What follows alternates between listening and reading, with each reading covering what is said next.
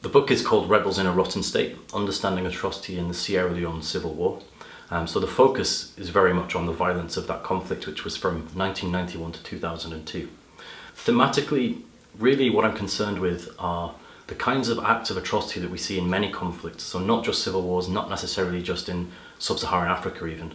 If we look at the kinds of violence that we see day to day, Syria, violence by the Islamic State, often people will struggle to understand, particularly if you read the newspapers, how people can be that brutal, and in particularly in cases where the violence is against civilians and doesn't even seem necessarily to serve a strategic end. Now normally, when we delve into these kinds of seemingly senseless acts of violence, we can find a logic to them. It might be that they're actually serving some kind of tactical purpose or strategic purpose. Or maybe they're about some kind of ethnic or religious identity, rivalry that is being manipulated by some elite. But what is particularly interesting about the case of Sierra Leone is we don't find those kinds of divisions in the conflict. It wasn't particularly pronounced ethnic or religious rivalries. Even ideological reasons where people might commit acts of violence are very hard to discern. The rebel group had a very incoherent ideology at best, and they even colluded with their military opponents in violence against the civilians. So when I start with this book, I'm presenting this problem. How do we explain violence in the Sierra Leone conflict, and in general violence that seems to serve no particular either rational or strategic end?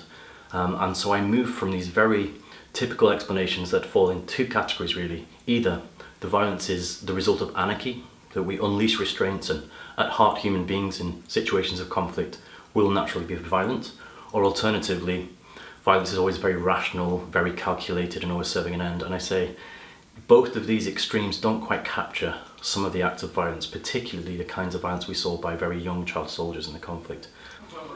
How did you go about doing fieldwork for this project, for example, interviewing child soldiers and the like?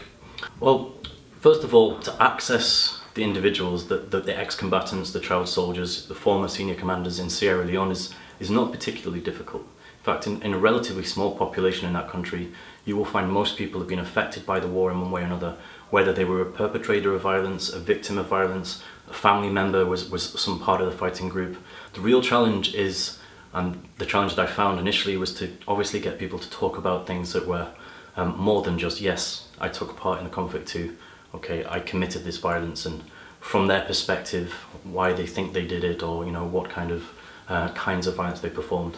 To do that, really, I had to take an almost ethnographic approach and spend a lot of time with ex-combatants that I was able to track down, talk with them daily, not necessarily even about the war, just about their lives in general, until on their own terms, really, they were starting to open up and talk more about their experiences. And in a lot of cases, what I did was essentially get mini biographies of ex-combatants. So we would talk about their upbringing from when they were very small, often in rural villages, up until the point they were recruited, their entire experience of the war, and afterwards up to the present day. So I ended up with these very comprehensive personal stories of the war, and that allowed me to get a very rich narrative from individuals who committed violence that you often don't see in the literature, which usually just has these very short stories, almost snapshots really, that focus on the experience just directly in the war and don't give you the context. What were these individuals doing before conflict? How were they, I suppose you could almost call it, radicalized? And then how was their experience after the war? So I was able to get a lot of that through these very detailed interviews. Were there any interviews, biographies, or people that really shocked you or surprised you when you went over there? Yes and no. I mean, in a way, I was prepared for a lot of the material that I was going to encounter. I knew a lot about the conflict already.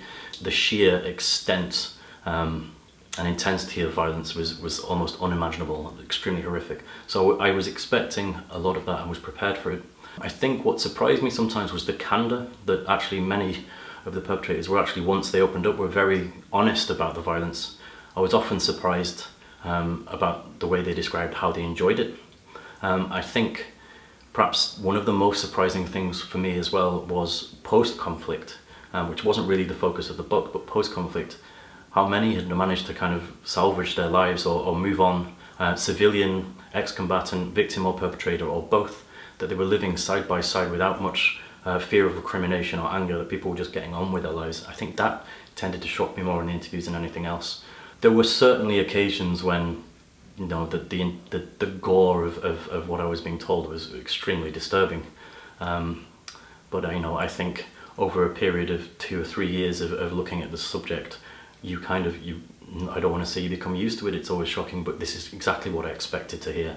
But yeah, no less harrowing as well. Thank you very much. How much is your book and where can you find it?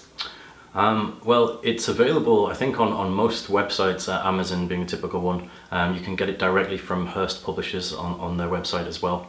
It will be available also in the US through Oxford University Press, I think from October. And I believe the paperback, it's out in paperback and hardback. Paperback is around about £17.99. Although I think if you go through the Hearst website or currently on Amazon, I think it's slightly reduced at the moment. Brilliant. Thank you very much, Dr. Mitton. You're welcome.